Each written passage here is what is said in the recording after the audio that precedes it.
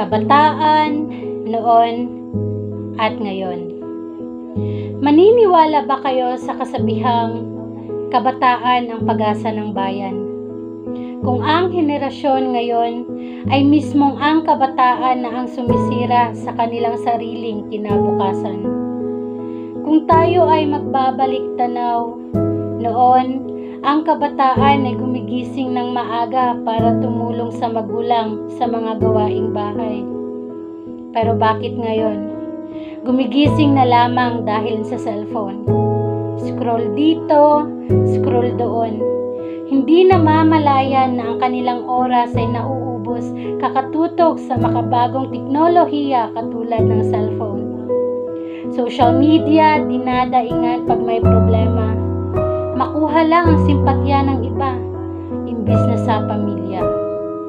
Hindi ba nila alam o sadyang nagbubulag-bulagan lamang na salitang pinaniniwalaan na alagaan ang kabataan dahil sila ang makakabangon ng ating bansang sinilangan.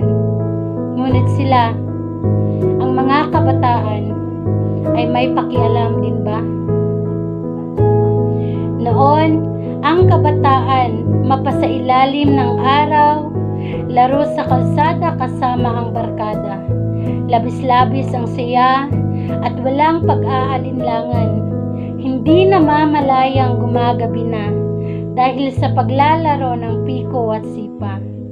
Ngayon, ang mga kabataan natatakot masinaga ng araw, kesyo mainit daw at masisira ang kanilang rejob. Kung atin namang pag-uusapan ang kaparaanan ng panliligaw, noon, nagpapaalam sa magulang ng nililigawan, hinaharanahan at inaawitan ng napakagandang awiting musika.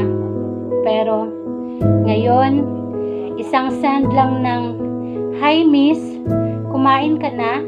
Ang ganda mo," bumibigay na agad. Tapos kapag nasaktan, lalapit sa magulang at iiyak-iyak na para bang hindi pinaaalalahanan na wag munang pumasok sa ganyan hanggang hindi nagtatapos at nagkakaroon ng magandang kinabukasan.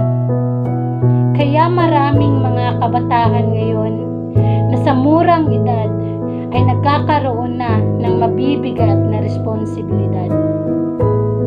Noon, kapag may iniuutos ang magulang, sumusunod agad kasi takot mapagalitan. Pero ngayon, kapag tinatawag ay nagbibingi-bingihan, minsan ay sumusunod pero nakasimangot. Sa paglipas ng panahon, pagbabago'y kasama. Kabataan, noon at ngayon, diway naglalakbay sa pag-unlad at pagbabago, pag-asa'y buhay.